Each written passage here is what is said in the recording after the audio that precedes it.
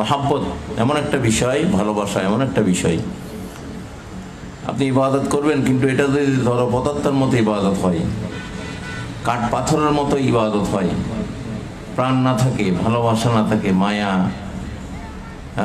যদি এটাতে না থাকে, প্রেম ভক্তি যদি এটাতে না থাকে, আদবের নজর, ইমানের নজর, ভালোবাসার নজর যদি এটাতে না থাকে, তো এই ইবাদত অর্থহীন, ইবাদত অর্থহীন, মূল্যহীন হয়ে যাবে, ঠিক কিনা? আমরা একবার আল্লাহকে ডাকলে ভালোবাসার সাথে ডাকতে হবে। কিসের সাথে? অন্তরের ভিতর থেকে ডাকতে হবে।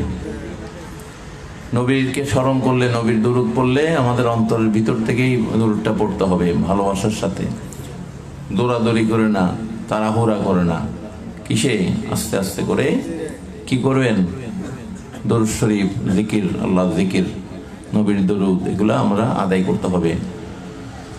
ওই যে কতগুলো আছে যেন শয়তানে যেন দৌড়ানি দেয়, তাড়াতাড়ি নামাজও পড়ে, তাড়াতাড়ি দরুদ শরীফও পড়ে, ঠিক কিনা? নামাজ এত তাড়াতাড়ি পড়ে যেন শয়তানের পিছনে দৌড়াইতেছে। রুকু কখন করলো, সেজদা কখন করলো, আরেকজনের 2 রাকাত পড়তে পড়তে তার 6 রাকাত স্টার্ট হয়ে যায়, ঠিক কিনা? তো এগুলো হচ্ছে চুরি। এগুলো কি? ইবাদতের নামে চুরি। আল্লাহ রাসূল বলছে নামাজও চুরি আছে। কিরকম? সাহাবীরা জিজ্ঞেস করলো, ইয়া রাসূলুল্লাহ, নামাজ আবার চুরি কিরকম?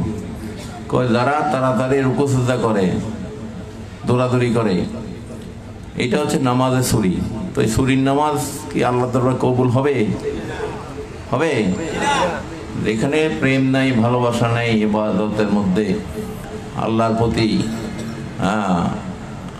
যে আমাদের কার সামনে দাঁড়াইছি আমরা, নামাজ এত সহজ বিষয় না। আল্লাহ পাক কোরআনে বলেছে, নামাজের কথা হুকুম দিয়েছে, আকিমুস সালাত ওয়া আতুজ যাকাত ইন্নাস সালাতা তানহা আনিল ফাহশাই ওয়াল মুনকার ওয়া লাযিকরুল্লাহি আকবার।